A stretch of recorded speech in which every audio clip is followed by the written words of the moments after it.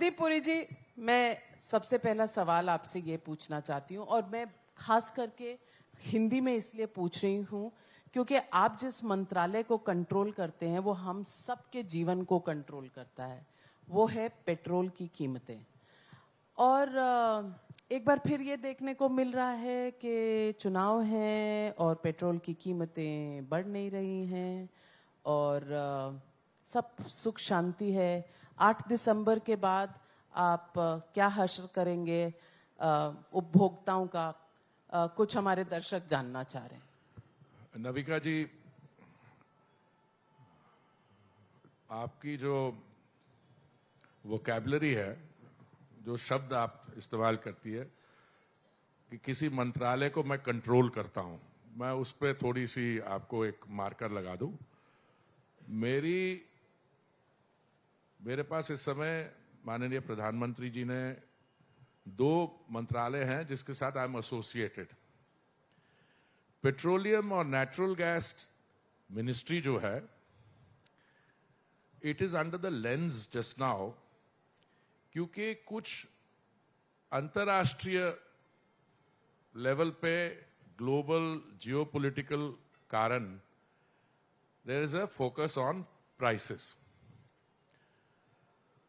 हमारी जो energy requirements हैं, 85% जो क्रूड हम कंज्यूम करते हैं, क्रूड ऑयल, देश में इस समय 5 million barrels crude daily consume होता है और 85% वो इंपोर्ट होता है। तो फॉर एनीवन टू सजेस्ट कि we are in a position to control prices, and I'll return to this in a minute. The price of petrol at the bunk, सुबह से लेके रात तक पेट्रोल बंक पे 6 करोड़ हमारे नागरिक जो हैं अपने 2 व्हीलर्स, 3 व्हीलर्स और गाड़ियों को फिलअप करने जाते हैं। Petrol prices and diesel prices were deregulated in 2014।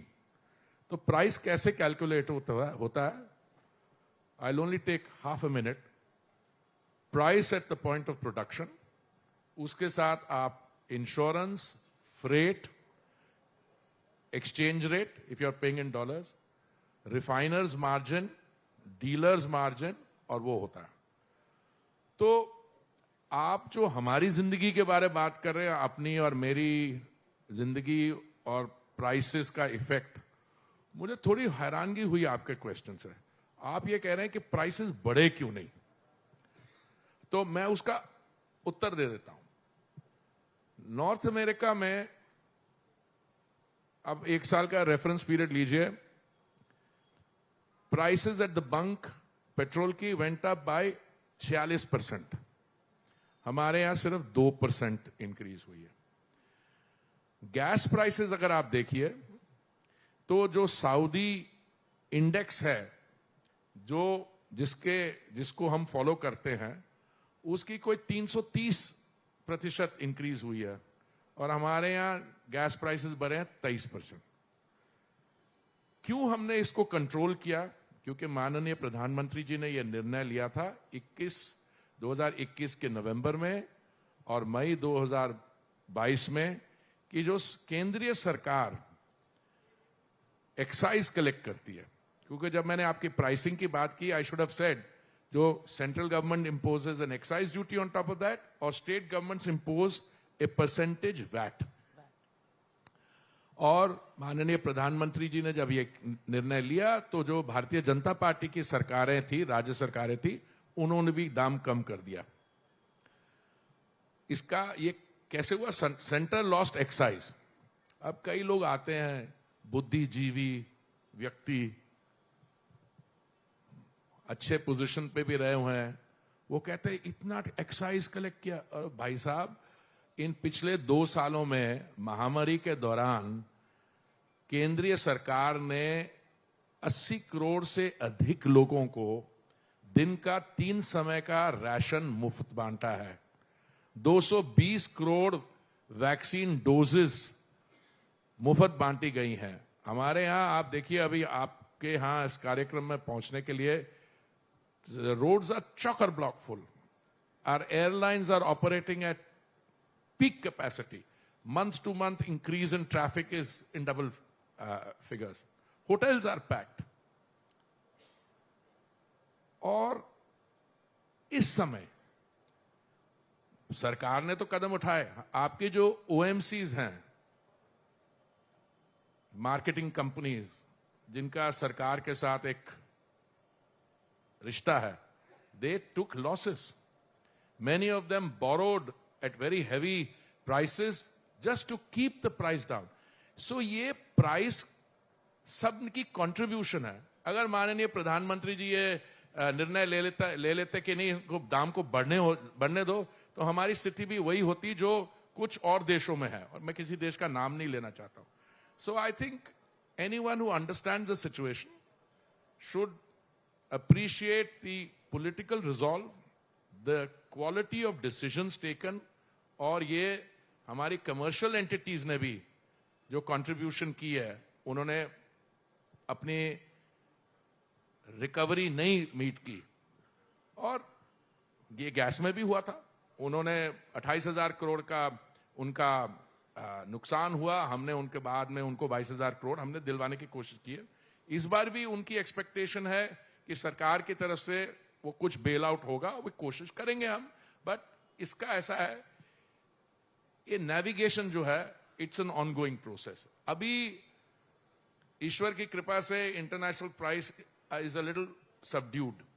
यहां पे the economy is booming. There is another large country, अब मैं नाम नहीं लेना चाहता, जो जिनकी जनसंख्या हमारे से ज्यादा है, उनके शहर बंद पड़े, उनके शहर बंद पड़े।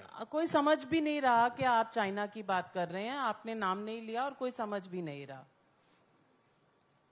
ठीक है, I mean these are your words, but other countries also, smaller countries where you can't get energy for the love of money.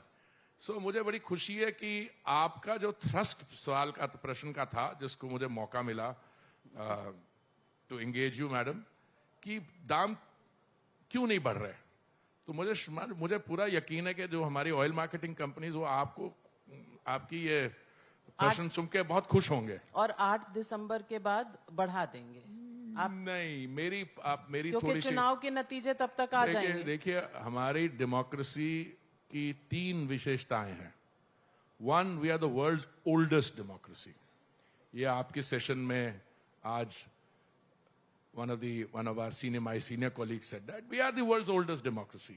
We had republics in the eastern part of India much before, all the other democratic hotspots. वो क्या कहते हैं, Magna carta, इधर उधर, उसे 500 साल पहले उसके। We are also the world's most vibrant democracy. और हमारे यहां जो हमारा स्केल है, कई लोग ये विश्वास रखते हैं कि चलो आज हमें देश को तकड़ा करना है, लोगों को इकोनॉमिक एक्टिविटी को बढ़ाना है, and we will get our time to make a profit later. मेरी असेसमेंट है, इस डेमोक्रेसी की जो 3rd विशेषता है, we have elections all the time. एक इलेक्शन खत्म नहीं होता है, दूसरा शुरू हो जाता है। अभी आपके इलेक्शन हिमाचल में हो या दिल्ली में और गुजरात में होने जा रहे हैं, और उसमें ज्यादा टाइम नहीं मिलेगा। सो अगर आपकी ये एनालिसिस है कि अगर आपको 2-4 हफ्ते बीच में मिल जाएं, जब कोई इलेक्शन की अनाउंसमेंट ना हो, तो एकदम दाम बढ़ा देने चाहिए, ऐसा नहीं होता। नहीं, मैं बिल्कुल नहीं चाहती आप दाम बढ़ाएं, लेकिन अक्सर ऐसा देखा गया है कि आपकी सरकार ऐसा करती है। लेकिन आप सरकार को क्रेडिट दे रहे हैं, जो दाम सरकार ने एक्साइज कम किया, उसका क्रेडिट तो सरकार को मिलना चाहिए। वो बेचारे OMCs जिन्होंने who behave like good corporate citizen, उनको तो थोड़ा क्रेडिट दे दीजिए।